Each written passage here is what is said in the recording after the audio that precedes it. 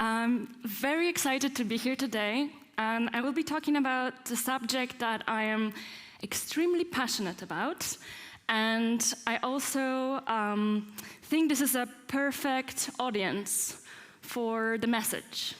But first, I will talk about myself. And my name is Magda Mojsiejuk, and I'm a future synthesist, artifact designer, and creative director at Futurity Systems here in Barcelona.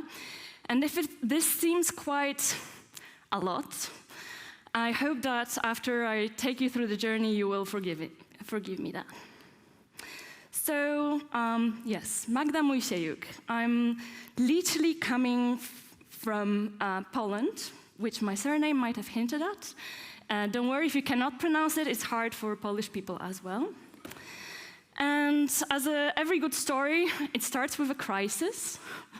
So basically, I had no idea what to do with my life. But I loved movies, so I wanted to do something about them and with them. And I started to work as a set designer with friends. We formed a collective, and we were doing music videos and shorts. And that brought me as well to working as a set designer for food photography. If you had no idea this is an actual job, my dad also cannot believe that still. So try to think about what he thinks about my job right now. But I wanted something that lasted longer in my life, you know. If you're a set designer, it's sometimes soul-crushing when after an hour of a photo shoot, something you worked for a long time gets destroyed.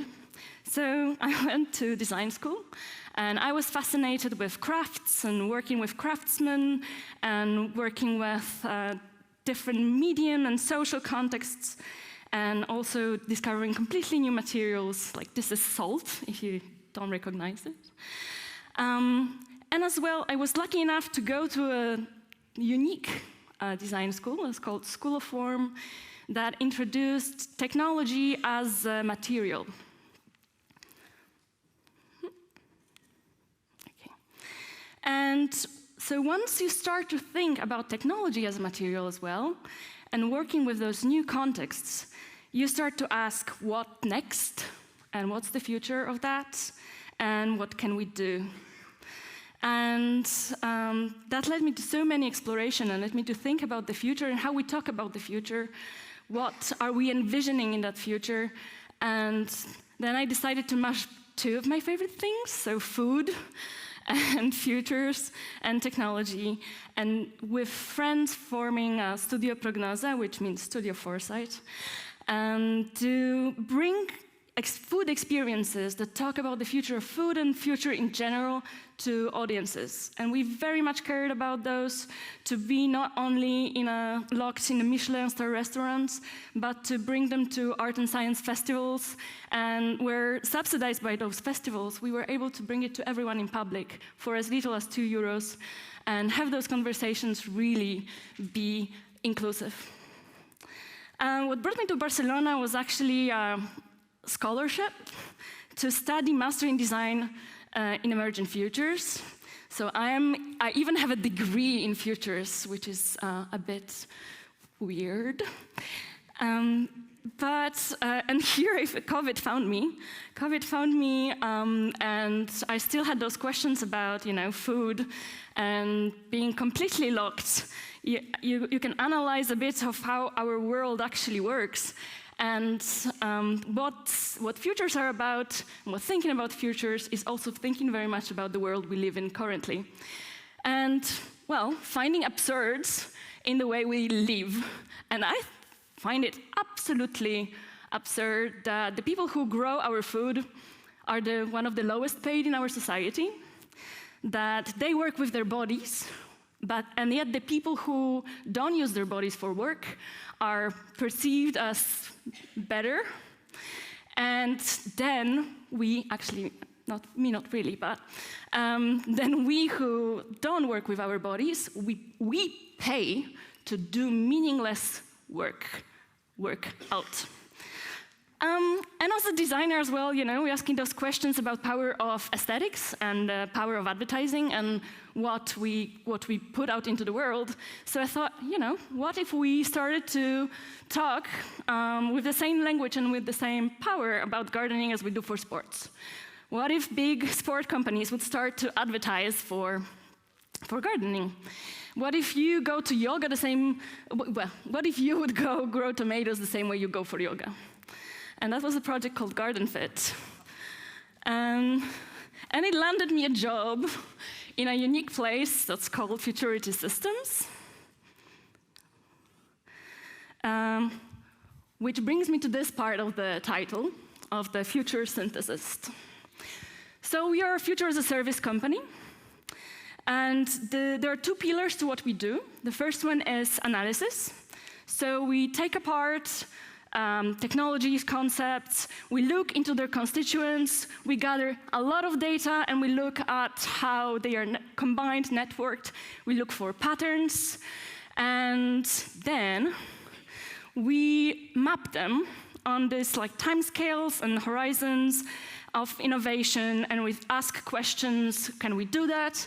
But what makes us unique is we also ask about, has it been imagined? And when it was imagined. And that imagination is what I want to talk today mostly.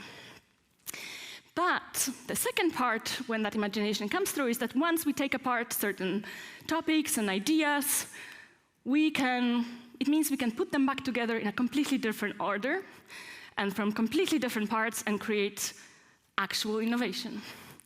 And that's what we call synthesis. We have our own methodology of taking people, companies, countries, nonprofits through that journey with us. It's called Synthesizing Futures. And that sums up the future synthesist. I'm also artifact designer, because we think it's not enough. It's not enough to just do the thinking part. We believe in making part. And as Tom Kelly from IDEO says, that image is worth 1,000 words. A prototype is worth 1,000 meetings. So you can think about those artifacts as radical prototypes. They're a bit different than your usual prototypes in a sense that they include a bit more of what-if questions. What, when, and why not? I will show you a couple of them so you will understand the level of insanity. And I'm very happy to be the weirdo here. And so, for example, what if we would start inhaling alcohol instead of drinking it? Yeah. What if then, what other visual media you can add if you change that culture? What if you can have a structure coloring, a phenomena found in nature, added on food instead of adding pigments? So this is just structure of the chocolate that's making this holographic effect. What if you could have flavor and taste without food? So this is electronic popsicle. So when you lick it, the electricity triggers a sense of taste. What if, and now we are veering into that more speculative part, what if you could grow in your home a whole meal on a plant? What if you could culture a meat inside of tomato? We call it tomato because we like horrible puns. And so you could grow a polygenomic tomato bolognese. And then what we do is we invite people to our office because we want to check how people would react to that future. And we feed them. And, well, some of them don't want to eat it, and others are utterly disappointed when we tell them that we actually didn't grow that, and it was a make-believe setup. What if we give a plant autonomy to decide where it wants to go? We give it mobility. We actually also gave it money. We made NF trees, and Herbie is now, I think, the wealthiest plant in the world, but I might be wrong. Don't quote me on that. What if you can have a store with no physical inventory, just digital? We did a pop-up here in Barcelona 2 years ago, and for a month we had that store open, when everyone could come and go and try VR and augmented reality experiences. So, why am I creative director nowadays? Like so many people here, I got severely addicted to Midjourney, and I thought that we can use that, a new tool, to bring new visions of the future to the public. The first time we can have something that's uniquely bringing those narratives with fairly low amount of work that could be so polished. So we make magazine, it's called Intense. It's a lifestyle magazine from the future, so it's written from a perspective of 2030 or 2045. It's as if you were there and open a magazine. We are currently finishing work on our issue number 4, and they're actual physical magazines. Yes, we print today world, we print them. And so the issue number 1 was from 2030, was about Culturian revolution. So will you consume lab-grown products, from leather to meat? Are we living in the age of second space age, and how that will change our future? When we're getting older, how in 20 years would your aging process look like? How our families will change if we would live 40 years longer? Yet, I do believe that we are living in the age of crisis, and this is going to be now the statement that, you might throw tomatoes at me. But I think we have a problem with this last horizon these days of imagination. That our imagination, collective imagination, got hijacked, and it's visions like this from my beloved science fiction, yet that took over and occupy a massive amount of our language, of our thinking about the future. If you read anything about ChatGPT, you must have heard, must have as well bumped onto, we are basically now training a Skynet, right? So Terminator. When we talk about futures as well, if you go beyond 10 years, everything that people describe first, before we talk with them gently, everything that they describe is described as futuristic. So where will you live? In a futuristic home. What will you drive? A futuristic car. And as the quote from a judge during one of the rulings in the States, I don't know what's the definition, but I know it when I see it. Who mentioned Black Mirror recently in a conversation? Exactly. So that brings us a common language, and most of those movies are dystopian and TV series. That's the movie that hijacked our imagination like nothing else. And it brought us iPhone probably, right? And it brought us this intuitive scaling up of images, and at the same time brought so much money put into a particular direction of the development of technology.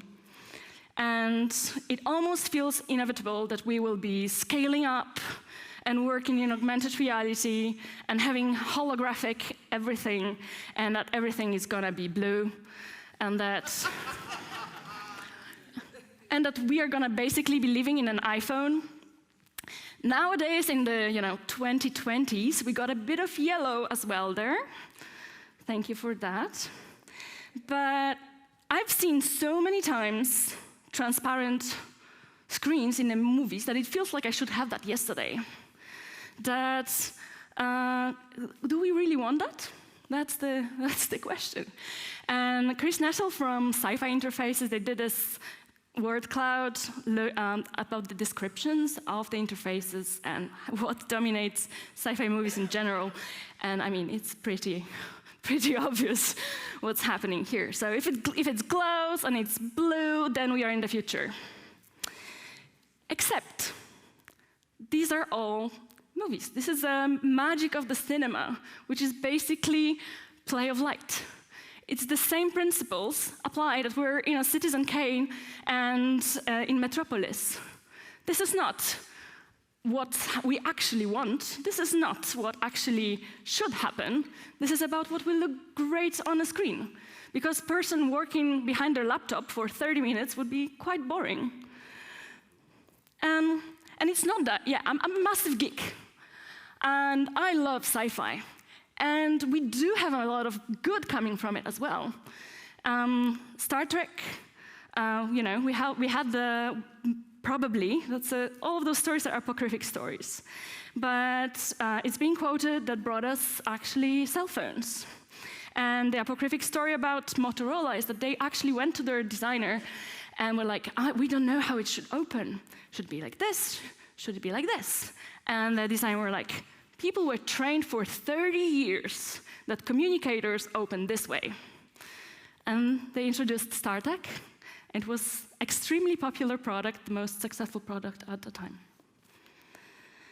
But that's the part that's often omitted from conversations about science fiction, that they're not only about technology, that they also set completely different futures when it comes to our social context. This was in the 1960s, end of the 1960s. And Star Trek was completely egalitarian society. What more, it was the first black women in a leadership role on the screen. We need to think about those futures as well in that context. What's our relationship with technology gonna be like? How can we redefine it? And why I thought that this is a great forum for this, because I talk with so many young people, and we do a lot of workshops and students, and they have never seen Minority Report, and they still live its consequences. And the only positive green vision of loving people living in a community that I can show them is a yogurt advertising. So we started a magazine to bring already as well some different aesthetics, different topics, talking about our bodies, about nutrition, about how our landscapes will change if we do all those things. Also, how will we age? I am so tired of seeing 20 under 20. Let's talk about 7 over 70 and how people will need to redefine themselves and how we all already have to redefine ourselves. How can we redefine our beauty standards? How would the world change if we started already to think about our aging population and introduced all of that into our cities? And that we can actually change this notion of what futuristic is.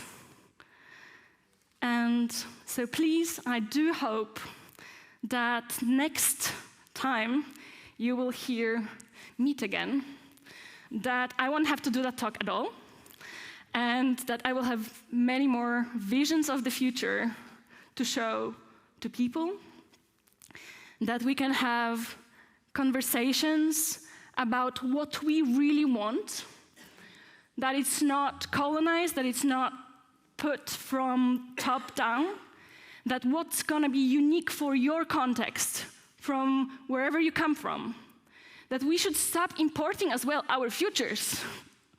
What do you want? How do you want your community to look like? And thank you. This is